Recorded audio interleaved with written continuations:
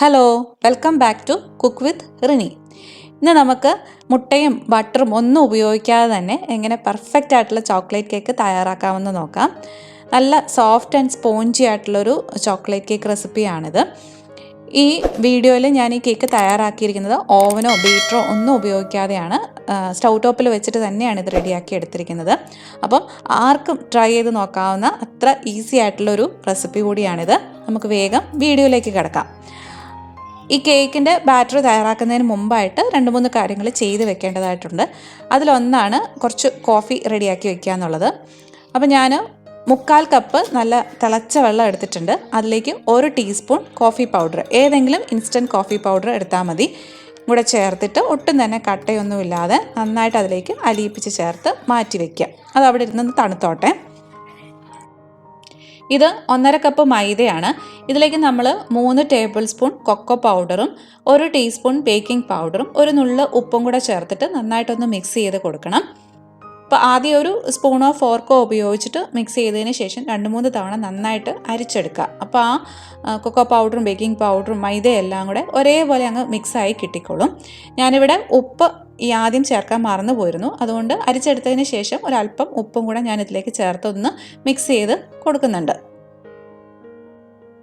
ഇത് കുറച്ച് തൈരാണ്. 4 ടേബിൾ സ്പൂൺ അധികം പുളിയില്ലാത്ത നല്ല കട്ട തൈരിലേക്ക് ഞാൻ 2 ടേബിൾ സ്പൂൺ വെള്ളം കൂടെ ചേർത്ത് മിക്സ് ചെയ്ത് വെച്ചിരിക്കുന്നതാണ്. ഇതിലേക്ക് നമ്മൾ 1 ടേബിൾ സ്പൂണോളം നാരങ്ങാ നീരും കൂടെ ചേർത്തിട്ടൊന്ന് മിക്സ് ചെയ്ത് കൊടുക്കുകയാണ്. ഇതൊരു എഗ്ലെസ് കേക്ക് ആയതുകൊണ്ട് തന്നെ ഈ ഒരു സ്റ്റെപ്പ് നിങ്ങൾ സ്കിപ്പ് ചെയ്യരുത്. തൈര് ചേർക്കേണ്ടത് അത്യാവശ്യമാണ്. ഇതിലേക്ക് നമ്മൾ 1/2 ടീസ്പൂണോളം ബേക്കിംഗ് സോഡയും കൂടെ ചേർത്ത് കൊടുത്തിട്ട് ഒന്ന് മിക്സ് ചെയ്തെടുക്കുകയാണ്. അപ്പം ബേക്കിംഗ് സോഡ ചേർത്ത് കൊടുക്കുന്നത് കൊണ്ട് തന്നെ അതിൻ്റെ ആ ഒരു റിയാക്ഷൻ കൊണ്ട് കുറച്ച് ഇതുപോലെ ഒന്ന് പതഞ്ഞ് പൊങ്ങി വരും. ഇതും നമുക്കൊന്ന് മാറ്റി വയ്ക്കാം. ഇനി നമുക്ക് കേക്കിൻ്റെ ബാറ്റർ റെഡിയാക്കാൻ വേണ്ടിയിട്ട് തുടങ്ങാം. അപ്പോൾ ഒരു വലിയ ബൗൾ എടുക്കുക. അതിലേക്ക് 1/2 കപ്പ് ഏതെങ്കിലും റിഫൈൻഡ് ഓയിൽ ഒഴിച്ചു കൊടുക്കുക. ഞാനിവിടെ സൺഫ്ലവർ ഓയിലാണ് എടുത്തിരിക്കുന്നത്. ഇതിലേക്ക് നമ്മൾ 1 കപ്പ് പഞ്ചസാര നന്നായിട്ട് പൊടിച്ചതും കൂടെ ചേർത്ത് കൊടുത്ത് ഒന്ന് മിക്സ് ചെയ്ത് കൊടുക്കുക. അപ്പോൾ അതൊന്ന് മിക്സായി കിട്ടുമ്പോഴേക്കും ഇതിലേക്ക് നമ്മൾ നേരത്തെ റെഡിയാക്കി വെച്ചിരിക്കുന്ന ആ കോഫിയുടെ കൂട്ടുണ്ടല്ലോ, അത് ചേർത്ത് കൊടുത്ത് നല്ലപോലെ മിക്സ് ചെയ്തെടുക്കണം. ആ പഞ്ചസാരയൊക്കെ ഈ ഒരു കോഫിയുടെ മിക്സിലേക്ക് അലിഞ്ഞ് ചേരണം. അതേപോലെ മിക്സ് ചെയ്ത് കൊടുക്കുക. നമ്മളിവിടെ ബീറ്ററൊന്നും ഉപയോഗിക്കാത്തത് കൊണ്ട് തന്നെ നല്ലപോലെ മിക്സ് ചെയ്ത് കൊടുത്തില്ലെങ്കിൽ നമ്മുടെ കേക്കിൻ്റെ ടെക്സ്ചറും ഒന്നും കറക്റ്റായിട്ട് കിട്ടില്ല. അപ്പോൾ ഞാൻ ആ റെഡിയാക്കി വെച്ചിരിക്കുന്ന 3/4 കപ്പ് കോഫിയും ഇതിലേക്ക് ചേർത്ത് കൊടുത്തിട്ടുണ്ട്. ഇനി ഇതിലേക്ക് നമ്മൾ ഒഴിച്ചു കൊടുക്കുന്നത് തൈരിൻ്റെ മിക്സും കൂടെയാണ്. അതും ഒട്ടും തന്നെ തരികളൊന്നും ഇല്ലാത്ത പോലെ ഇതിലേക്ക് നന്നായിട്ട് യോജിപ്പിച്ചെടുക്കുക. ഇതിൻ്റെ ഒപ്പം തന്നെ ഞാൻ 1 ടീസ്പൂൺ വാനില എസൻസും കൂടെ ചേർത്ത് കൊടുക്കുന്നുണ്ട്.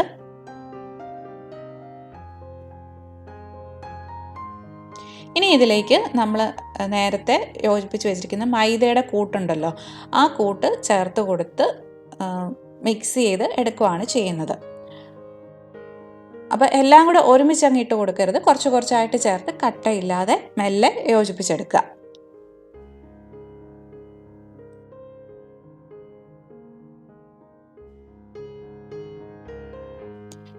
ഞാൻ ആ മൈദയുടെ കൂട്ട് മുഴുവൻ ഇതിലേക്ക് മിക്സ് ചെയ്ത് കൊടുത്തിട്ടുണ്ട്. ഇതുപോലെ നല്ല സ്മൂത്ത് ആയിട്ടുള്ളൊരു ബാറ്റർ നമുക്ക് റെഡിയായിട്ട് വന്നിട്ടുണ്ട്. ഇനി ഇത് നമ്മളൊരു ബേക്കിംഗ് ടിന്നിലേക്ക് മാറ്റുകയാണ്. അപ്പോൾ ഞാനിവിടെ ഒരു 7 ഇഞ്ചിൻ്റെ ബേക്കിംഗ് ടിന്നാണ് എടുത്തിരിക്കുന്നത്.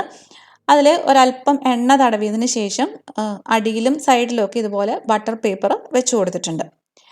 ഇനി കേക്ക് ബാറ്റർ ഒഴിച്ചതിന് ശേഷം 1-2 തവണ ഇതുപോലെ ഒന്ന് ടാപ്പ് ചെയ്ത് കൊടുക്കുക. ഇതിൻ്റെ ഉള്ളിൽ എന്തെങ്കിലും എയർ ബബിൾസ് ഒക്കെ ഉണ്ടെങ്കിൽ അതൊന്ന് പോകുവാനായിട്ടാണ്. അതിനുശേഷം ഇത് നമ്മൾ ബേക്ക് ചെയ്തെടുക്കുകയാണ് ചെയ്യുന്നത്. അപ്പം നിങ്ങൾ ഓവനിൽ വെച്ചിട്ടാണ് ബേക്ക് ചെയ്യുന്നതെങ്കിൽ ഈ സമയത്ത് ഇത് ഓവനിലേക്ക് വെച്ച് കൊടുക്കുക. ഞാനിതിവിടെ സ്റ്റൗ ടോപ്പിലാണ് ചെയ്യുന്നത്. അതുകൊണ്ട് തന്നെ ഇതുപോലെ വലിയ കുഴിവുള്ളൊരു പാത്രം ഞാൻ അടുപ്പിലേക്ക് വെച്ച് കൊടുത്തിട്ടുണ്ട്.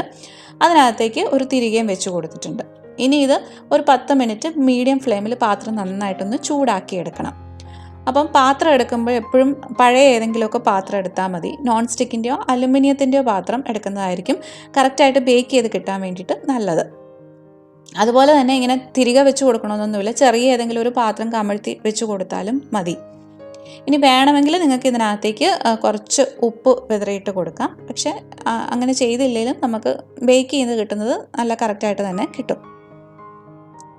അപ്പം പാത്രം 10 മിനിറ്റ് ചൂടാക്കിയതിന് ശേഷം നമ്മൾ റെഡിയാക്കി വെച്ചിരിക്കുന്ന ബേക്കിംഗ് ടിൻ ഇതിനകത്തേക്ക് വെച്ച് കൊടുത്ത് തീ കുറച്ചിട്ട്, അതായത് ലോ ടു മീഡിയം ഫ്ലെയിമിൽ വെച്ചിട്ട് മൂടി വെച്ച് ബേക്ക് ചെയ്തെടുക്കുകയാണ് ചെയ്യേണ്ടത്. അപ്പോൾ എനിക്കിവിടെ ഏകദേശം ഒരു 45 മിനിറ്റ് എടുത്തു ഈ കേക്ക് റെഡിയായിട്ട് കിട്ടാൻ വേണ്ടിയിട്ട്. കേക്ക് കറക്റ്റായിട്ട് ബേക്ക് ആയോ എന്നറിയാനായിട്ട് ഒരു ടൂത്ത് പിക്കോ സ്ക്യൂറോ ഈ കേക്കിലേക്ക് ഒന്ന് കുത്തി നോക്കുക. അപ്പോൾ അത് ക്ലീൻ ആയിട്ടാണ് വരുന്നതെങ്കിൽ നമ്മുടെ കേക്ക് കറക്റ്റായിട്ട് ബേക്കായി എന്നാണ് അർത്ഥം. അപ്പം നമ്മുടെ കേക്ക് ഇവിടെ റെഡി ആയിട്ടുണ്ട്. നമുക്കിത് പുറത്തേക്ക് എടുക്കാം. പുറത്തെടുത്തൊരു 10-15 മിനിറ്റിന് ശേഷം ഇതുപോലൊരു വയർ റാക്കിലേക്ക് തണുക്കാൻ വേണ്ടിയിട്ട് വെച്ചു കൊടുക്കാം. അപ്പം അടിവശം കാണുമ്പോൾ തന്നെ നിങ്ങൾക്കറിയാം കൂടുതലായിട്ട് ബേക്കായി പോവോ അല്ലെങ്കിൽ കരിഞ്ഞു പോവോ ഒന്നുമില്ല. നല്ല പെർഫെക്റ്റ് ആയിട്ട് തന്നെയാണ് വന്നിരിക്കുന്നത്. ഇനി കേക്ക് തണുത്ത് വരുന്ന സമയം കൊണ്ട് നമുക്ക് ഇതിലേക്ക് ഒഴിക്കാൻ വേണ്ടിയിട്ട് എളുപ്പത്തിലൊരു ഗനാഷ് തയ്യാറാക്കിയെടുക്കാം. അപ്പം ഞാനിവിടെ 125 gram semi sweet chocolate chips ആണ് എടുത്തിരിക്കുന്നത്. അതിലേക്ക് 1/2 കപ്പ് വിപ്പിംഗ് ക്രീമും കൂടെ ചേർത്ത് കൊടുത്തിട്ട് ആ ചോക്കോ ചിപ്സ് ഒന്ന് മെൽറ്റാക്കി എടുക്കുന്നുണ്ട്. അപ്പോൾ ഡബിൾ ബോയിൽ ചെയ്യുന്ന രീതിയിലാണിത് റെഡിയാക്കി എടുക്കുന്നത്. അങ്ങനെ ചെയ്യാൻ എല്ലാവർക്കും അറിയാമെന്ന് വിചാരിക്കുന്നു. ഒരു പാത്രത്തിൽ കുറച്ച് വെള്ളം എടുത്തിട്ട് സ്റ്റൗവിലേക്ക് വെച്ച് കൊടുക്കുക. അതിൻ്റെ മുകളിലേക്ക് ഇതുപോലെ തന്നെ വേറൊരു പാത്രം വെച്ച് കൊടുക്കുക. ആ വെള്ളത്തിൽ ടച്ച് ചെയ്യരുത് ഈ മുകളിലുള്ള പാത്രം. വെള്ളം ചൂടായിട്ട് വരുന്ന ആവി കൊണ്ട് വേണം മുകളിലുള്ള ചോക്കോ ചിപ്സൊക്കെ മെൽറ്റായി കിട്ടാൻ വേണ്ടിയിട്ട്. എന്നിട്ട് ഇതുപോലെ മെൽറ്റ് ചെയ്തെടുക്കുക. നിങ്ങൾക്കിത് മൈക്രോവേവിൽ വെച്ചിട്ട് വേണമെങ്കിലും ചെയ്തെടുക്കാവുന്നതാണ്.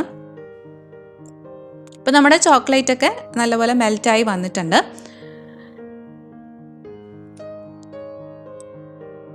ഇതിനെ നമുക്ക് അടുപ്പിൽ നിന്ന് മാറ്റിയിട്ട് കുറച്ച് തണുത്ത് കഴിയുമ്പോൾ ഒന്ന് ഫ്രിഡ്ജിലേക്ക് വെച്ച് കൊടുക്കാം.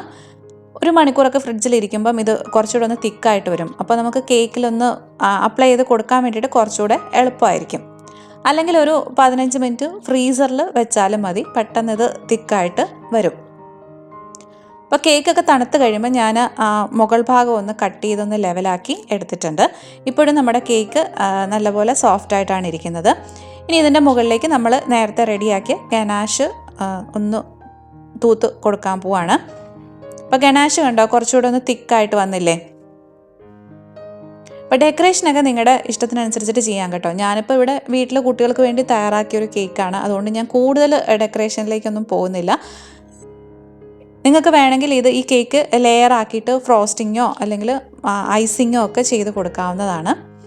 അപ്പോൾ ഇതിന് മുകളിലേക്ക് കുറച്ച് സ്പ്രിങ്ക്ലേഴ്സും കൂടെ ഇതുപോലെ ഒന്ന് വിതറി കൊടുത്തിട്ട് നമുക്ക് കട്ട് ചെയ്ത് നോക്കാം. ഇതൊന്ന് സെറ്റ് ആവണമെങ്കിൽ ഒരു 15 മിനിറ്റൊക്കെ ഒന്ന് ഫ്രിഡ്ജിൽ വെച്ച് കൊടുത്താലും നല്ലതായിരിക്കും. അപ്പോൾ കട്ട് ചെയ്യുമ്പോൾ നിങ്ങൾക്ക് മനസ്സിലാവുന്നുണ്ടാവും എന്ത് സോഫ്റ്റായിട്ടാണ് നമ്മുടെ കേക്ക് ഇരിക്കുന്നതെന്ന്. നല്ല പെർഫെക്റ്റായിട്ട് തന്നെ വന്നിട്ടുണ്ട്.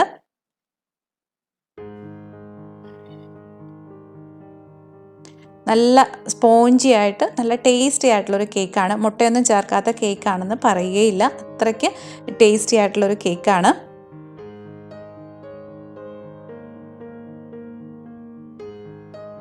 കണ്ടോ, ടെക്സ്ചറൊക്കെ നല്ല പെർഫെക്റ്റ് ആയിട്ട് തന്നെ കിട്ടിയിട്ടുണ്ട്. അപ്പോൾ തീർച്ചയായിട്ടും നിങ്ങളിതൊന്ന് ട്രൈ ചെയ്ത് നോക്കുക, നിങ്ങൾക്ക് ഇഷ്ടപ്പെടുക തന്നെ ചെയ്യും. നമ്മുടെ വീട്ടിലുള്ള സാധാരണ ഇൻഗ്രീഡിയൻസ് മാത്രമേ ഉള്ളൂ ഇതിലേക്ക് ചേർത്തിരിക്കുന്നത്. പിന്നെ ഈ കേക്കിൻ്റെ വെയിറ്റ് 600 ഗ്രാമാണ്. ഐസിങ് ഒക്കെ ചെയ്ത് കഴിഞ്ഞ് വന്നപ്പം ഒരു 750 ഗ്രാം ഉണ്ടായിരുന്നു. അപ്പോൾ ട്രൈ ചെയ്ത് നോക്കിയിട്ട് നിങ്ങളുടെ ഫീഡ്ബാക്ക്സ് എന്നെ അറിയിക്കാം. അതുപോലെ റെസിപ്പി ഇഷ്ടമായിട്ടുണ്ടെങ്കിൽ ലൈക്ക് ചെയ്യാനും കമൻറ്റ് ചെയ്യാനും ഷെയർ ചെയ്യാനും ഒന്നും മറന്നു പോകണ്ട. സബ്സ്ക്രൈബ് ചെയ്യാതെ കാണുന്നവരാണെങ്കിൽ ഒന്ന് സബ്സ്ക്രൈബ് ചെയ്യാൻ കൂടെ ചെയ്യാം കേട്ടോ. അപ്പോൾ നമുക്ക് വീണ്ടും വേറെ റെസിപ്പി ആയിട്ട് കാണാം. അതുവരെ ബൈ ബൈ, ടേക്ക് കെയർ.